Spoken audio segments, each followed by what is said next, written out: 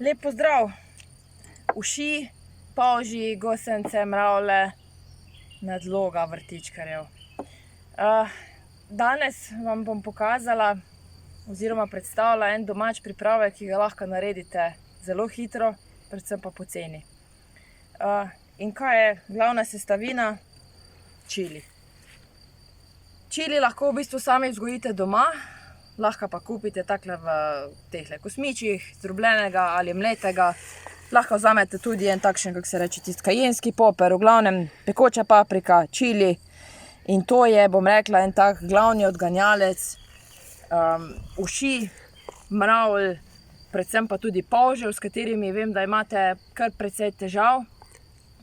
Pripravite si pa en takle pripravek, jaz ga še imam tule kar slab liter, in bomo s tem pošpricali naše uši pa mravlje. Jaz imam s tem največ problemov, ne toliko s polži, ampak z ušmi, vidite tule na kamilcah, kako so se fajn razpasle.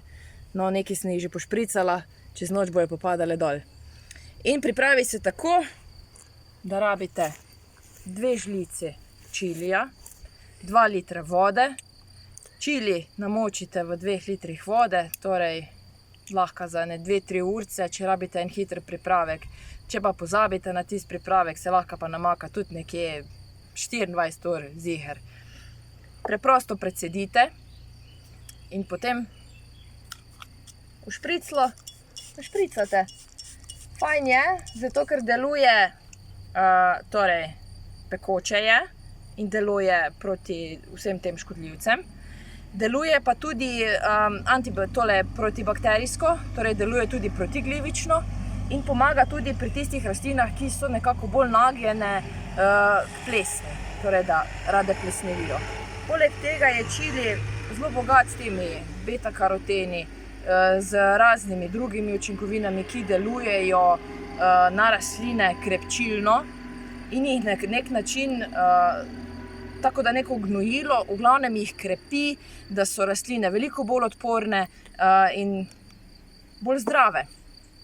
Tako da, ja, čili pa lahko, na primer jaz, ker imam tule težave z mravljami, preprosto potresete takle okrog rastlin.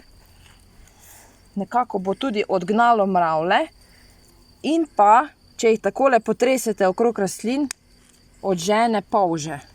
Polži ne bojo se približevali tej rastlini, zato ker jih bo čili že odgnal, torej naredi eno tako zaščito, mejo, da vam ne bojo požrli vašega pridelka.